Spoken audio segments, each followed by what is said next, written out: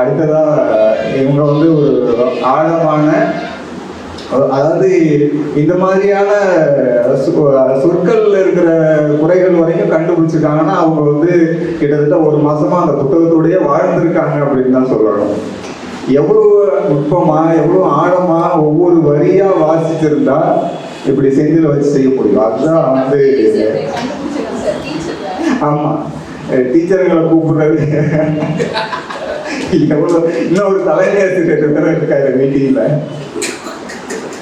அவரு என்ன சொல்ல போறாரு இல்லை. ஆனா அவர் வந்து என்னோட தான் தங்கியிருந்தாரு. இரவு படு யாருன்னு சொல்லிட்டு நான் போய் படுத்துட்டேன்.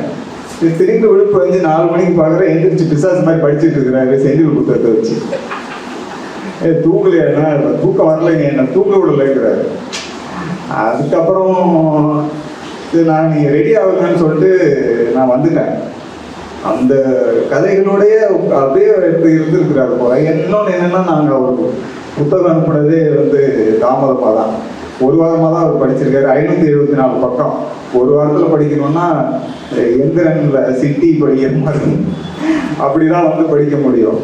அது அவர் வேகமான ஒரு வாசிப்புக்கு தான் அவர் கொண்டு உட்படுத்தி இருக்கிறாரு. அந்த மாதிரி அந்த உக்கிரமான கதைகள் படித்ததுனால என்னன்னு தெரியல, என்ன குளிக்க போறாரு. குளிக்க போயிட்டு வெளில வந்து அந்த ஷவரை வந்து அந்த கதைகளோட ஃபீலிங்லே வேகமாக திறந்துட்டாரு போல இருக்கு. மூடவே முடியல, வாங்கினாரு. என்னாலையும் மூட முடியல. ஒன்று செந்தில் வந்து மூடணும், இல்லைன்னா பிளம்பர் வரணும். இப்போ வரைக்கும் அந்த தண்ணி கொட்டிக்கிட்டே தான் இருக்கு. அந்த அளவுக்கு அவர் அந்த கதைகளோடைய தாக்கத்துல எந்நேரமும் ஒரு கிட்டத்தட்ட இவங்க ஒரு மாசத்துக்கு மேல கவிதைனா, இவர் ஒரு 10 நாளா அது கூட 574 பக்கம். அதனால 574 தானே. ஆமா, அவ்வளவு அந்த கதைகளை படிச்சு உள்வாங்கி அதை பேசுறதுங்கிறது ரொம்ப ஒரு சிரமம். ஏன்னா காலம் வேணும், அது குறைந்தது ஒரு மாசமாவது வேணும். அது அந்த கதைகளை படிச்சு அதனால அந்த அளவுக்கு முக்கியமான கதைகளும் கூட. அதில் விசாகன் வந்து எனக்கு தனிப்பட்ட முறையில் எனக்கு ரொம்ப நெருக்கமான நண்பர். நாங்கள் தொடர்ந்து இலக்கியம் சார்ந்து பேசிக்கொள்ளக்கூடியவர்கள். ஏன்னா அவ்வளோ வாசிப்பார். அவர் எனக்கு பேசுவார், நான் அவர்கிட்ட பேச மாட்டேன். ஏன்னா இலக்கியம் சார்ந்து அவர் பேச ஆரம்பிச்சாருன்னா நிறுத்தவே மாட்டார். அது அவருக்கு ஒரு ஃப்ளோவில் ஆரம்பித்து பேசிட்டே இருப்பார். 1 மணி நேரம், 2 மணி நேரம், 3 மணி நேரம்னு. இது இந்த பாடி தாங்கமா சொல்லுங்க. 3 மணி நேரம் இலக்கிய உரைய ஒரு தனியாளாக கேட்டால் நான் என்ன ஆவேன் சொல்லுங்க. அதனால வந்து நான் மேக்சிமம் வந்து தொடர்பு ஏதாவது வேலை இருக்கு, உண்மையிலேயே வேலை இருக்கும். 3 மணி நேரம் வேலை இல்லாமல் இருக்க முடியாது, வேலை இருக்கும் ஏதோ. அதனால அதை தவிர்க்கிறோம். ஆனால் அந்த அளவுக்கு ஒரு ஒருத்தான வாசிப்பாளர் அவர். ஏன்னா ஒருத்தன் வந்து ஒரு 3 மணி நேரம் எந்த குறிக்கோளும் இல்லாமல் ஒரு காது கிடைச்சதுங்கிறதுக்காக பேச முடியாது. அது கண்டென்ட் இருந்தால் தான் பேச முடியும், இல்லைன்னா அந்த அளவுக்கு அவர் பேச முடியாது. அவ்வளோ பேசுவார் உலக இலக்கியங்கள். அந்த மாதிரி அவர் பேச ஆரம்பிச்சாருன்னா அந்த ஆங்கில இலக்கியங்கள்லேருந்து எல்லாத்தையும் எடுத்து கோட் பண்ணிகிட்டே இருப்பார். இப்போ கூட வந்து பஸ்ஸை விட்டு இறங்கி ஒரு பெரிய பையன் தூக்கிட்டு வந்தார். இல்லையா 1 மாதம் இறங்கி தங்க போறீங்களா என்ன அப்படின்னா பார்த்தா அது முழுக்க இவ்வளோ புத்தகங்களாக இருக்கு. ரெஃபரன்ஸுக்காக எடுத்தோம்னா, ஏன் ராத்திரி முழுக்க செஞ்சு கதையை படிக்கவே முடியாது அவனால, நீ ரெஃபரன்ஸுக்கு இவ்வளோ புத்தகம் எடுத்துகிட்டு வந்துருக்கீங்க அப்படின்னா. இல்லை தோழர், இதெல்லாம் இது வந்து எனக்கு ஒரு சப்போர்ட் மாதிரி அப்படின்னாரு. அந்த அளவுக்கு புத்தகங்களோடையே வாழ்ந்து கொண்டிருக்கிற ஒரு இலக்கியத்தினுடைய தீவிர ஒரு வாசகன் இந்த புத்தகம் குறித்து பேசுவது பொருத்தமாக இருக்கும். இதில் இன்னொரு சிறப்பு என்னன்னா, 2 பேருமே நல்ல தீவிரமான வாசகர்கள் அப்படிங்கிறது நம்ம இப்போ கவிதாவுடைய உரையிலிருந்து தெரிஞ்சிட்டு இருக்கோம். இப்போ என்னுடைய நண்பர் விசாகன். அனைவருக்கும் இனிய மதிய வணக்கம். எத்தனை மணிக்கு சாப்பிட போகலாம் பிரகதீஷன்யா? சரி. அனைவருக்கும் இனிய மதிய வணக்கம். என்னை மார்பீது அனைத்து பரமாத்து குரு கதைகளை சொன்ன எங்கள் அன்பிற்கினிய தாத்தா முனுசாமி அவர்களுக்கும், எனக்கு கதைகளை வாசித்து கதை உலகத்திற்கு என்னை அழைத்து சென்ற என்னுடைய தந்தையார் புருஷோத்தமன் அவர்களுக்கும், எனக்கு உலக இலக்கியங்களை 7ஆம் 8ஆம் வகுப்பிலேயே உலகில் உள்ள அனைத்து கதைகளையும், ஃபேபிள்ஸ் இருக்கிற உலகத்தில் உள்ள சிந்து பாத்தையும் உலகத்தில் உள்ள அனைத்து கதைகளையும் அந்த 2 ஆண்டுகளில் அறிமுகம் செய்த என்னுடைய அன்பிற்கினிய ஆசிரியர், நூலக ஆசிரியர் திருமிகு முகமது ஃபரூக் அவர்களுக்கும்,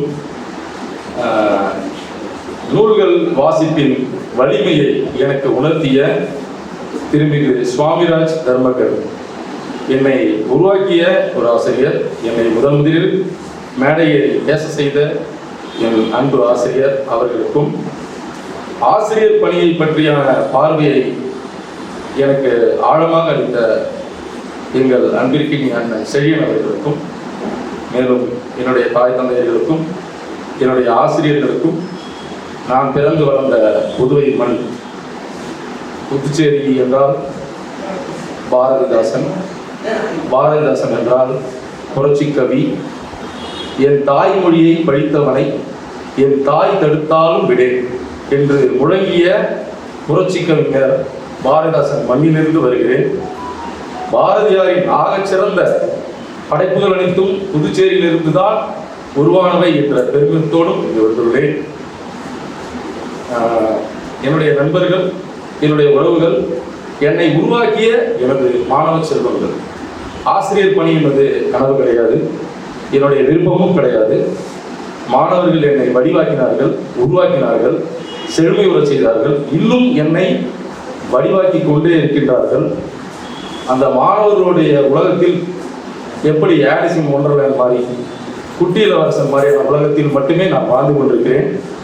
நீண்ட இடைவெளிக்கு பிறகு 2 முறை இதே வாகைக்குடலில் இளங்கோ கிருஷ்ணனுடைய கவிதை தொகுப்பு பற்றி பேசியுள்ளேன். வாடிக்கூடா கண்டராஜன் அவர்களுடைய கவிதை தொகுப்பு பற்றி பேசியுள்ளேன். சிறுகதை இந்த முறை K.N. செந்தில் அவருடைய கதைகள் பற்றியான உரையை பேச வந்துள்ளேன். இந்த தொகுப்பிற்கு நான் நியாயம் செய்ய வேண்டும் என்று என்னாலான முயற்சியை, அது தண்ணீர் கொட்டும் அளவுக்கான முயற்சியை கூட செய்தேன்.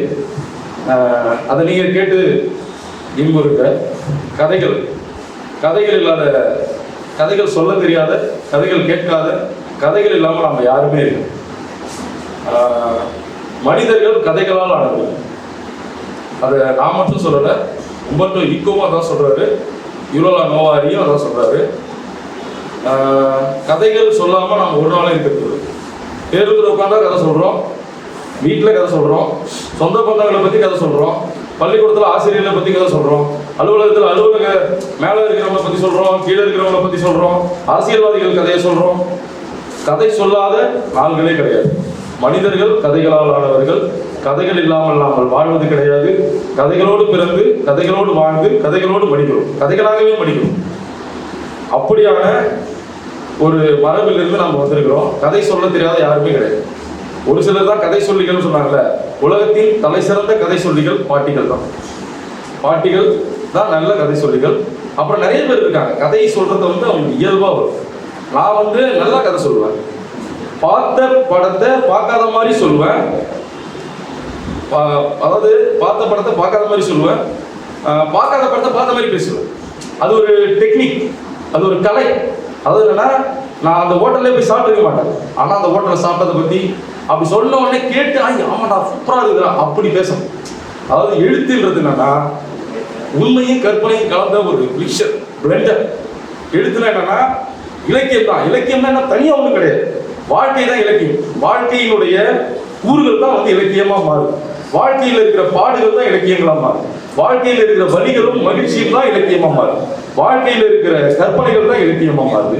வாழ்க்கையில் இருக்கிற வலிகளும் கற்பனையும் குழப்பங்களும் அது எல்லாமே என்னன்னா இதுதான் இலக்கியத்தில் வரும். மொழியும் எழுத்தும் போதாமை உடையது நான் சொல்லல, பரமசிவன் சொன்னார். நாம் கண்டுபிடித்த மொழியும் எழுதுகோலும் போதாமை உடையது. நாம் நினைத்ததை நினைத்த வடிவில், நினைத்த கோணத்தில், நினைத்த மாதிரி பேச முடியாது. என்னுடைய உணர்வு கொப்பளிக்கும். அந்த கொப்பளித்த உணர்வை முழுமையா நான் பேச்சில் கொடுக்கணும்னா முடியாது. அது வந்து உடல் மொழியில் இருக்கும், எண்ணத்தில் இருக்கும், ஆனால் முழுசாக கடத்த முடியாது. அதுதான் எழுத்து நாம் உருவாக்கி இருக்கின்ற அது பேச்சு மொழியாக இருந்தாலும் பொது மொழியாக இருந்தாலும் அதுலேயும் கூட நம்மளால கடத்த முடியாத உணர்வடைகள் இன்னும் நிறைய இருக்கு. அப்போ இன்னும் நம்ம வந்து என்ன பண்ண போறோம்னா, இந்த இலக்கியம் வந்து ஏன் இலக்கியம் படிக்கிறோம்? நான் மனுஷனா மாறணும்னா இலக்கியம் படிக்கும், நான் மனுஷனா இருக்கணும்னா இலக்கியம் படிக்கும், எனக்கு இங்க இருக்கிற வாழ்க்கையை புரியணும்னா இலக்கியம் படிக்கணும். இலக்கியம் ஏன் படிக்கணும்னு இன்னமும் கேள்வி கேட்டுட்டு இருக்காங்க. என்னை பொறுத்தவரை வாழ்க்கையை இலக்கியம் தான். அதை வந்து என்னன்னா நம்ம திருப்பி பார்க்கணும். இலக்கியம் படிக்கிறது, ஒரு சிலர் வாழ்க்கையை வாழறாங்க, ஒரு சிலர் வந்து படிச்சு பார்க்கக்குள்ள என்ன ஆகுதுன்னா, நான் திருப்பி பார்க்குறேன், நான் வாழற வாழ்க்கை சரியா இருக்கா இல்லையா, நான் போற பாதை ஒழுங்கா இருக்கா இல்லையா இதை மீண்டும் மீண்டும் மீண்டும் மீண்டும் பார்த்துக் கொள்வதற்கு வாசிப்பு தேவையா இருக்கு. என்னுடைய தங்கப்பாவோட கவிதை ஒன்று இருக்கு. வழக்கமா வந்து என்னன்னா, இந்த கவிதையை நான் பல முறை சொல்லியிருக்கிறேன். இதை நான் பார்க்காமலே சொல்லுவேன், பார்த்து சொல்ல வேண்டிய அவசியம் இல்லை. ஏன்னா இந்த கவிதை எனக்குள்ளாரே இருக்கு. எத்தனை பேர் இயற்கையை பார்க்கிறோம், பாட்டாய் வடிப்பவன் பாவலன் ஒருவனே. எத்தனை பேர் கற்களை காண்கிறோம், கலைகுரு காண்பவன் கற்தச்சல் ஒருவனே. எத்தனை பேர் வாழ்ந்து இறக்கிறோம், வாழ்க்கையை வாழ்ந்தவர் என்று ஒரு சிலர். இந்த கவிதை வந்து தங்கப்பா அவர்கள் எழுதின பனிப்பாறை நோய்கள் இருக்கிற தொகுப்புல இருக்கிற கவிதை. அப்போ நம்ம பெரும்பாலும் வாழ்க்கையை வாழறது இல்லை. திருவள்ளுவர் அதான் சொல்றாரு, இவன் வாழ்க்கையை வாழ தெரியாதவனா இருக்கிறான் மனுஷன். நம்ம சுத்தி பார்க்கிறோம், நம்மளை சுத்தி இருக்கிற உலகத்தை பார்க்கிறோம், இன்னும் வாழ்க்கையினுடைய அந்த மகிழ்ச்சியை, உண்மையை புரிந்து கொள்ளாமல் தான் நம்ம இன்னும் வாழ்ந்துட்டு இருக்கோம். அதெல்லாம் அந்த கவிதையில சொல்லியிருக்காரு. இது செல்வி கீர்த்திக்கு இணையான ஒரு கவிதை. அதுக்கப்புறம் வந்து என்னன்னா, இந்த பாராட்டு பெருமையை பத்திலாம் ஒரு கவிதை இருக்கு. இதை எல்லா உண்மையான மனிதர்களுக்கும் சமர்ப்பிக்கிறேன். இதை நான் வந்து இந்த நம்ம KN செந்திலுக்கு இந்த கவிதையை அவருடைய உழைப்புக்கு இந்த கவிதையை நான் சமர்ப்பிக்கலாம்னு நினைக்கிறேன். ஏன்னா அவ்வளவு கடுமையான உழைப்புல இந்த படைப்பை கொடுத்துருக்காரு. இந்த படைப்புக்குள்ள நான் பின்னாடி வரேன். இந்த கவிதை என்னன்னா, அவன் உண்மையிலும் மெழுகு பூசிக் கொண்டிருக்கிறான், பாலும் தேனுமாய் பாராட்டுரைகளை தலையில் கொட்டினும் வழிந்து கீழே போகுமே அன்றி ஒரு துளி அவர்கள் ஒட்டுவதில்லையே. உண்மையா இருக்க இந்த மனத்துக்கண் மாசிரநாதல் அதை நான் உணர ஆரம்பிச்சிட்டேன். இது எனக்கு தங்கப்பா தான் சொன்னாரு. மனத்துக்கண் மாசிரநாதல் திருக்குறளை விட சிறந்த நூல் உலகத்தில் இருக்க முடியாது. இதை நான் சொல்லல, லியோ டால்ஸ்டாய் சொல்றாரு. இதுல நிறைய பேர் சொல்லிட்டாங்க. திருக்குறள் ஔவையார நம்ம படிக்கலைன்னா நம்ம தமிழா இருக்கிறதுக்கு அவமானம். என்னை பொறுத்த வரைக்கும் திருக்குறளையும் ஔவையாரையும் படிக்கலைன்னா நம்ம தமிழர்களா இருக்கிறதுல அவமானப்படணும். இது ஜெயகாந்தனும் சொல்றாரு. தமிழா பிறந்த ஒருவன் 12 வயசுக்குள்ள திருக்குறள் படிச்சுக்கணும். படிச்சோமா படிக்கும். அடுத்தது நம்ம இந்த இலக்கியம், வாழ்க்கை, இதெல்லாம் பத்தி நம்ம நிறைய பேசியிருக்கிறோம். குறிப்பா வாழ்க்கைன்றதுங்களா, அப்ப நம்ம என்ன பண்றோம்னா நிறைய தேடுறோம். பணத்தை தேடுறோம், பொருளை தேடுறோம், புகழை தேடுறோம், என்னென்னமோ தேடுறோம், தேடிக்கிட்டே இருக்கும். கடைசியா தேடி முடிச்ச பிறகு நமக்கு என்ன கிடைக்கும்னு நினைக்கிறீங்க? எல்லாத்தையும் தேடுறோம். புகழ், பெருமை, பாராட்டு, வசதி எல்லாம் தேடுறோம். கடைசியா என்ன கிடைக்கும்னு நினைக்கிறீங்க? கடைசியா இறுதியில் அது எல்லாம் தேடி முடிச்ச பிறகு என்ன கிடைக்கும்? ஜீரோ தான், நத்திங்னஸ். ஆனா அந்த தேடுறது தான் முடியும். அந்த எழுத்து மொழியாக KN செந்தில் இந்த தமிழ் நிலத்தினுடைய வாழ்க்கை பாடுகளை அவ்வளவு ஆழமா தேடி இருக்கு. அதை படிக்க படிக்க படிக்க படிக்க என்னன்னா, என்னடா இது நான் பார்த்த மாதிரியே இருக்குது, இந்த நிகழ்வுகள்லாம் எதிர்க்க நான் கண் முன்னாடி பார்த்த மாதிரியே இருக்குது. ஒவ்வொரு கதைகளுமே மனதுக்கு வந்து மிக நெருக்கமா இருக்கு. அதாவது இந்த உறவு சிக்கலை பத்தி, குடும்ப வாழ்க்கையை பத்தி விவேக் ஷாங்பாக் டார்ச்சர் கோச்சர்னு ஒரு நாவல் எழுதியிருப்பாரு. அந்த நாவல் படிச்சோம். அதாவது என்னன்னா, ஒரு இடைநிலைப்பட்ட ஒரு குடும்ப வாழ்க்கையை, குடும்ப உறவை பற்றி மிக முக்கியமாக எழுதப்பட்ட, இந்திய அளவில் பேசப்பட்ட ஒரு மிக முக்கியமான நாவல். அதற்கு இணையான மிகச்சிறந்த கதைகளை KN செந்தில் அவர்கள் இந்த தொகுப்புல எழுதியிருக்காரு. அதாவது இந்திய அளவில் பேசப்படக்கூடிய, உலக அளவில் பேசப்படக்கூடிய மிகச்சிறந்த கதைகள், அதாவது செவ்வியல் தன்மையை எட்டிய தலை சிறந்த கதைகளை KN செந்தில் எழுதியிருக்காரு. அது வந்து என்னன்னா, KN செந்தில் எனக்கு யாருமே தெரியாது. KN செந்தில் ஆர்த்தர்ஸ் டேட்டு தான். அதாவது என்னன்னா, எனக்கு ரமேஷ் சொல்லி கொடுத்த ஒரு தத்துவம் எழுதிட்ட பிறகு KN செந்தில் கிடையாது. அந்த படைப்பு இருக்கு. படைப்பை வந்து நான் வந்து பற்றி படித்து அதில் இன்னும் அதாவது என்னன்னா கொஞ்சம் கூட அதில் எனக்கு என்ன தோணுதோ அதை நான் முழுமையாக பேசிடுவேன். அதில் வந்து நான் தயக்கமே காட்ட மாட்டேன். என்னை பொறுத்த வரைக்கும் அதில் இருக்கிற முதல் கதை, அந்த முதல் கதைக்கு நான் பின்னாடி வரேன். கிளைகளில் இருந்து கதையை படிக்கக்குள்ள என்னுடைய 8 வயசு உலகத்துக்குள்ள நான் போயிட்டேன். அது வந்து எனக்கு கொஞ்சம் டைம் கொடுக்கணும்ல நான் வெளியே வர்றதுக்கு. அந்த அந்த பம்பரம் விளையாடி அந்த பம்பரம் உடைஞ்சு போன ஒரு சிறுவனா அழுகுற மனநிலை இருக்குல்ல, அந்த விளையாட்டு, அந்த உலகம். தாகூர் இதே மாதிரி ஒரு கதை எழுதியிருக்காரு, ரசாக்காலம்னு ஒரு கதை. ரவீந்திரநாத் தாகூர் வந்து ஒரு அண்ணன் தம்பி, அந்த உறவுல இருந்து அவன் அண்ணன் தம்பிக்குள்ள சண்டை நடக்கும். அப்புறம் என்ன பண்ணுவாங்க, அம்மா வந்து அந்த அண்ணனை வந்து அவங்க அத்தை வீட்டில் படிக்க அனுப்பிச்சிடுவாங்க. அந்த டீனேஜ் பருவத்தில் அந்த பையனோட வழியை பேசுகிற ஒரு மிகச்சிறப்பான ஒரு கதை. அதற்கு இணையான ஒரு கதையை கிளைகளில் இருந்து நீங்கள் படிக்கலாம். அந்த நிலத்தை, வாழ்க்கையை, ஏன்னா அந்த மாதிரி வழியை நான் உணர்றேன். என்னுடைய வந்து வாழ்வியல் நிலம் சீர்கெட்டு கிடக்குது. நான் சின்ன வயசுல பார்த்த உலகம் கிடையாது. இப்போ மஜித்தோட படத்துல காட்டுற மாதிரி தண்ணியில கால் வச்சுன்னா அந்த காலில் மீன்கள் சுழன்று ஓடும். எப்போ ஒரு 40 வருஷத்துக்கு முன்னாடி. இப்போ எல்லாருக்கும் சாக்கடையாக தான் இருக்கு. வேகம், வெறுமை, கோபம், ஆத்திரம், இதுதான் இருக்கு இன்னைக்கு சமகாலத்தில். அந்த மீட்சி கதை, மீட்சி வந்து எங்கள் ஊரில் அந்த மாதிரி சம்பவத்தை நான் பார்த்துருக்கேன். அக்கத்து பக்கத்து எல்லாரும் வீடுகளையும் திருடி அவனை அடித்து மூஞ்செல்லாம் குத்தி காயமாக்கி அவனை கட்டி வச்சு பின்னாடி அந்த ஊரை விட்டு வெளியே போய் இன்னைக்கு வந்து அவன் நார்மல் லைஃப்ல இருக்கான். அதை மாதிரியான நிகழ்வுகளை நான் நிறைய பார்த்துருக்கேன். இவர் வாழ்க்கையை வந்து மிக அணுகமா, அதாவது என்னன்னா வாழ்க்கை பாடுகளை மிக அணுகமா இருந்து பார்த்து அதுல வந்து என்னன்னா தன்னுடைய கருத்துக்களையோ தன்னுடைய கொள்கைகளையோ எதையுமே பேசாம, குறிப்பா எனக்கு வந்து செந்திலோட கதைகள் எனக்கு ரொம்ப பிடிச்ச அம்சம் என்னன்னா அதுல வந்து சாதி பெருமை இல்லை. எனக்கு ரொம்ப பிடிச்சிருக்கு. அதுக்கு வந்து செந்தில பாராட்டலாம். உண்மையிலே பல பேர் இன்னைக்கு தமிழ்நாட்டில் எழுதுற எழுத்தாளர்கள் எல்லாம் சாதி பெருமையை பேசுற எழுத்தாளர்கள் பல பேர் இருக்கிறாங்க. நாங்கள் வந்து எப்படிப்பட்ட பரம்பரை தெரியுமா, நாங்களாம் முன்னாடி எப்படிலாம் இருந்தால் தெரியுமா, நாங்களாம் வந்து எங்களுக்கு எவ்வளோ பெரிய பாரம்பரியம் இருக்குது தெரியுமா, என்ன இருக்குது எனக்கு தெரியல. வந்து ஒரு எழுத்தாளனுக்கு இருக்கக்கூடாத 3 குணாதிசயங்கள். ஒன்று சாதி பெருமை, மத பெருமை, அதுக்கப்புறம் என்னன்னா அந்த இனப்பற்று. அதாவது என்னன்னா அதாவது என்னன்னா வெளியில இருந்து பார்த்து ஒரு இன்னசென்ஸ்ல இருந்து தான் இலக்கியம் உருவாகும். தன்னுடைய அறிவையோ கொள்கையோ அதை எடுத்து போய் இலக்கியத்தில் வச்சோம்னு வச்சுங்களேன், அதை அவர் பேசுற மாதிரி பிரச்சாரம் ஆகிடும். அது உரைநடை ஆகிடும். உரைநடைக்கும் புனைவுக்குமான வித்தியாசம் என்னன்னா அங்க கற்பனையும் உண்மையும் எது கற்பனை எது உண்மைன்னு தெரியாத அளவுக்கு கலக்கிறது தான் சிறந்த எழுதாளர்கள் கணக்கு. அந்த மாதிரி KN செந்தில் அவர்கள் இதெல்லாம் உண்மையா நடந்திருக்குமா இல்லை கற்பனையா இருக்குமா, எனக்கு அதான் ஓடிட்டே இருக்கு. ஒவ்வொரு கதையும் படிக்க படிக்க படிக்க சரி இதுல ஒரு வேளை வந்து இவர் கேட்டு எழுதிப்பாரா, இல்ல ஒண்ணு எக்ஸ்பீரியன்ஸ் பண்ணி எழுதியிருப்பாரா, அல்லது வந்து கவனிச்சு எழுதியிருப்பாரா. ஒவ்வொரு கதையுமே அதாவது என்னன்னா அந்த இரவு காட்சியெல்லாம் பார்க்கணும் ஒரு பதட்டமாகி நான் ஓடின மாதிரி ஃபீல் ஆச்சு. அந்த ஒரு நைட்ல மிட் நைட்ல நான் அந்த மாதிரி சுத்திருக்கேன்.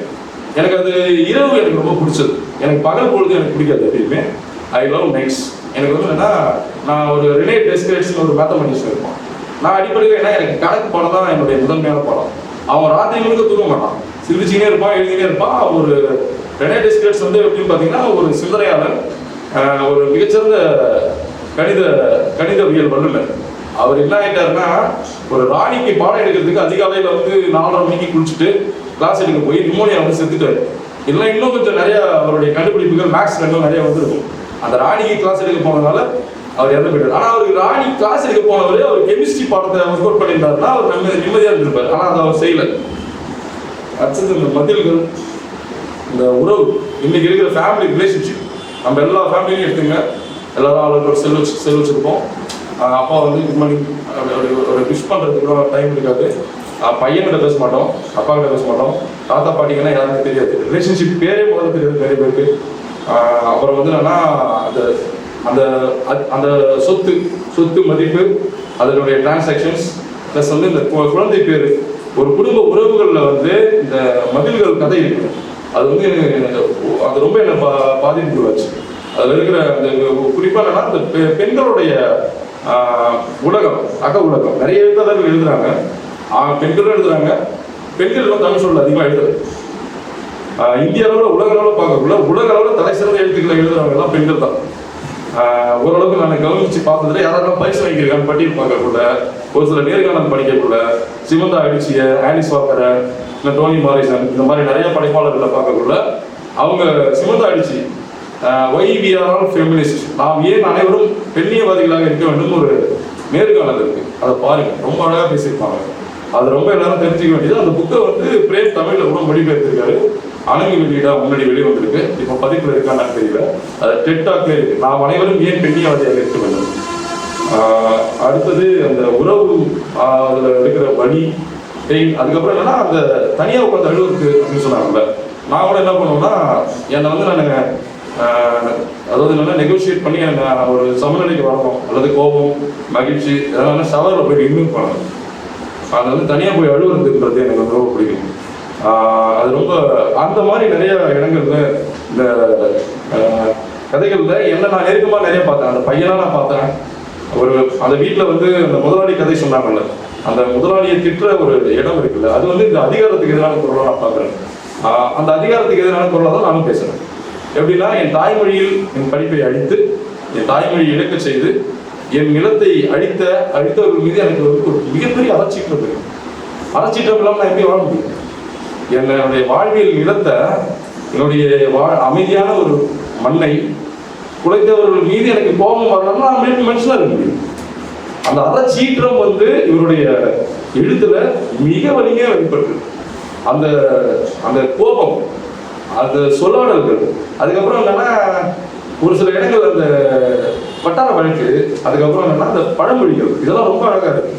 உன்னை எதுக்கு பெற்றேன், இது கடைக்கு போய் வாங்கிட்டு வரதுக்கு தானே உன்னை பெற்றேன் அப்படின்ற அம்மா சொல்றதும், இதுக்கு தானே என்ன கூப்பிடுற நீ அப்படின்றது ஒரு அம்மா பிள்ளைக்குமான உறவு, அந்த உரையாடல், இது இந்த கதைகள் அனைத்தும் நம்ம வாழ்க்கையை மிக மிக நெருக்கமாக வந்து என்னன்னா, நம்ம இந்த தொகுப்பு வந்து என்னன்னா எல்லாரும் வாங்கி படிக்கணும். எல்லாரும் கண்டிப்பா வந்து அதாவது தமிழ் சூழலில் இருக்கிற எல்லா நண்பர்களுக்கும் நீங்க பரிந்துரை செய்யணும். கேஎன் சிந்திரோட கதைகளை தயவு செஞ்சு வாங்கி படிக்கிறதோடு இல்லாமல் இந்த மாதிரி குழுவாக உட்காந்து ஒரு கதைகளையும் படிச்சுட்டு அதனுடைய விமர்சனங்களை, அதனுடைய பார்வைகளை, கருத்துக்களை பேசக்குள்ள தான் நம்ம வந்து எப்படி இருக்கிறோம், நம்ம வாழ்க்கையை எப்படி வாழறோம் அப்படின்றது புரிய வரும். ஏறக்குறைய நான் எல்லா விஷயங்களையும் சொல்லியிருக்கிறேன். கிட்டத்தட்ட 1:05 ஆயிடுச்சு. என்னுடைய இந்த உரை வந்து என்னன்னா இது போதுமானதுன்னு நினைக்கிறேன். நான் வேற ஏதாவது கேள்விகள் இருந்தால் நீங்கள் கேட்டீங்கன்னா நான் பதில் சொல்ல தயாராக இருக்கிறேன். கேஎன் செந்தில் அவர்களுக்கு என்னுடைய வாழ்த்துக்களையும் அன்புகளையும் பாராட்டுகளையும் கூறிக்கொள்கிறேன். தலை சிறந்த ஒரு சிறுகதையாளராக வெளியில உள்ள, அதாவது எதிர்காலத்தில் வந்து என்னன்னா இவருடைய கதைகள் தமிழ், ஆங்கிலம், பிரெஞ்சு உலக மொழிகளிலும் மொழிபெயர்க்கப்படணும். அப்போதான் நம்மளுடைய வாழ்வியல் வந்து உலகத்தில் இருக்கிறவங்களுக்கு தெரிய வரும். இவருடைய தேர்ந்தெடுத்த சிறுகதைகளை இங்கிலீஷ்ல, பிரெஞ்சில் மொழிபெயர்க்கிறதுக்கான முயற்சிகளை செய்யலாம். நல்ல பிரெஞ்சு தெரிஞ்சவங்க, நல்ல ஆங்கிலம் தெரிஞ்சவங்க கேஎன் செந்திலுடைய கதைகளை மற்ற மொழிகளுக்கு, இப்போ ஆங்கிலத்திலையும் பிரெஞ்சுலையும் இருந்ததுன்னா நிறைய பேர் படிக்கிறதுக்கு, தெரிஞ்சுக்கிறதுக்கு ஒரு வாய்ப்பாக அமையும். ஒரே ஒரு சின்ன அவருடைய அந்த முதல் கதை சொன்னால அந்த கதை எனக்கு படிக்கவே முடியல. எனக்கு வந்து அது ரொம்ப ஒரு எப்படின்னா ஒரு அவர்ஷனான மனநிலை கொடுத்தது. சுத்தமாக படிக்க முடியல. அதுக்கப்புறம் என்னன்னா அந்த காரி உமிழ்தல் அப்படின்ற, வெளியே போயிட்டு அது மேலே காரி உமிழ்தல் அப்படின்னு சொன்னாரு. இப்போ வேர்ச்சொல் விழாவில் என்ன சொன்னாருன்னா, ஸ்டீஃபன் யாரும் வெளியே போயிட்டு அது மேலே காரி உமிழ மாட்டாங்க அப்படின்னாரு. அந்த ஒரு துன்பமான ஒரு விஷயத்த எனக்கு வந்து டிஸ்டர்ப் பண்ணுற மாதிரி இருந்தது. அந்த ஒரு கதை எனக்கு வந்து தொகுப்புல முதல்ல அந்த கதை இல்லாமல் வேற ஒரு கதை முதல் கதையாக இருந்திருக்கலாம் என்று என்னுடைய பார்வை, என்னுடைய எண்ணம். அடுத்தது கொஞ்சம் இடைநிறுத்தம் கொடுக்கலாம். நான் என்னுடைய ஆசிரியர் பயிற்சி கல்லூரியில் திருக்குறள் பற்றி வாசித்து பொருள் சொல்லணும். அப்போ நான் என்ன பண்ணேன், வேகமாக என்ன பண்ணிட்டேன், வெயில் அடிக்குன்னு சொல்லிட்டு போயிட்டு திருக்குறளை படிச்சுட்டு பொருளை படிச்சுட்டு வேகமாக நடந்தேன். உடனே என்னுடைய முதல்வர் என்ன பண்ணாரு, அங்கேருந்து என்னுடைய பிரின்சிபலை பார்த்தாரு, என்ன பார்க்கல, இப்போ இது மாதிரி செய்கிறாரு, இதே மாதிரி பள்ளியில் போய் பசங்க சொல்லிக் கொடுப்பாரா தப்பாவே அப்படின்னாரு. ஏன்னா இது நான் தப்பு பண்ணது எனக்கு புரியல. அவர் வர்றதுக்கு முன்னாடி நீங்கள் வந்து அதை வந்து அவர் எப்படி சொல்கிறாருன்னு பார்த்து அவர் சொல்லிக் கொடுக்கணும்ல. பின்னாடி வந்து அவர் இது போய் பசங்களுக்கு சொல்லிக் கொடுப்பாருல, முக்கியமான விஷயம் கிடையாது அப்படின்னாரு. அதுதான் இன்னும் கொஞ்சம் அந்த இடைநிறுத்தம் கொடுக்கக்குள்ள அது வந்து இப்போ என்.டி. ராஜ்குமாரோட கவிதை கேட்டேன் நான். அந்த அவர் கவிதை சொல்லல கேட்டேன். எப்படின்னா எனக்கு எப்படி உணர்வு எழுதுதுன்னா, அந்த மண்ணில் இருந்து உயிர் தெழுந்து நான் விண்ணில் பறந்த மாதிரியான உணர்வை என்.டி. ராஜ்குமார் கவிதை கொடுத்தது. எதிர்காலத்தில் கே.எம். செந்திலுடைய கதைகள் தமிழ் சூழல் முழுமையாக அனைவராலும் படிக்கப்பட்டு விவாதிக்கப்படும் ஒரு படைப்பாளராக திகழ்வார். அது மாற்று கருத்தை கிட்டத்தட்ட 20 ஆண்டுகள் தன்னுடைய கடுமையான உழைப்பை அதில் வந்து தயவு தாட்சியமின்றி மிக காத்திரமான முயற்சியை நம் தமிழ் படைப்புலகத்திற்கு கொடுத்திருக்கிறார். அதற்காக அவரை நான் மெச்சுகிறேன், பாராட்டுகிறேன், போற்றுகிறேன், வாழ்த்துகிறேன். நன்றி, வணக்கம்.